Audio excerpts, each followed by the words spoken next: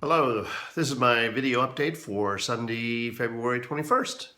After 3 months of doing this, working with video, learning how to, what I had to do to improve lighting and improve audio, what I can do with my iPhone as I'm doing now, and what I can do with my EM1, what software I can use on my iPad and iPhone, compared to what I can use on my Mac to edit the footage that I capture using my EM1. I've come up with a plan, and I'm looking at doing three to four different types of videos. So it's 3 to 4 different series, if you will, within my channel on YouTube. The first one is this video updates, which is where I'll discuss once or twice a week what I'm learning, what has worked, what isn't working, discoveries I've made. I've been making little videos on my bloopers. I call it showing my warts when I'm testing lighting or testing the placement of a microphone or whatever, and I called that working with video. And I'm going to roll that into these updates because they're really just kind of updates, as the name implies, on what I've learned about improving or how to improve video quality. This is intended to be a video journal, so I'll talk about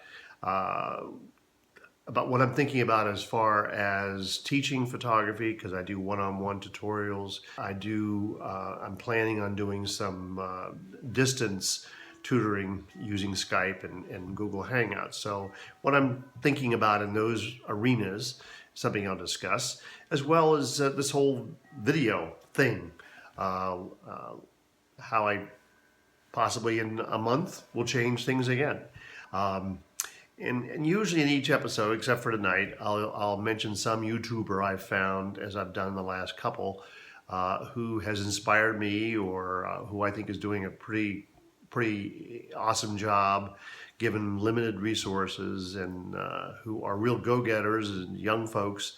So I'll try to focus on somebody or highlight somebody or a couple people each time I do a video update segment. And then the second category I'm calling Chats with Bill. And this I'm going to do kind of as an interview with myself on topics that are of interest to me, that I think might be interesting to other people, such as bags. Bags is always an interesting thing for photographers. Doing personal projects, what your workflow is. Think typical topics that if you were standing at a bar with a beer and around with other photographers that you might discuss. And so these would be my opinions on those topics. And then the third category is photography and technology tools that I use or that I've seen and I think might be really useful.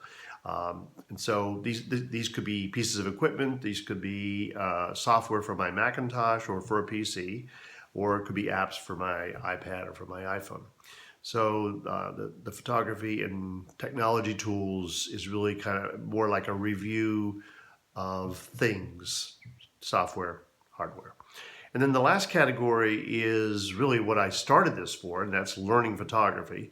That is to say, I started this channel with the idea that I'd create videos that I could then send my students to follow up on, or for more activities or exercises on the topics we've discussed when we had our 2-hour session, which is usually what I break my training down into.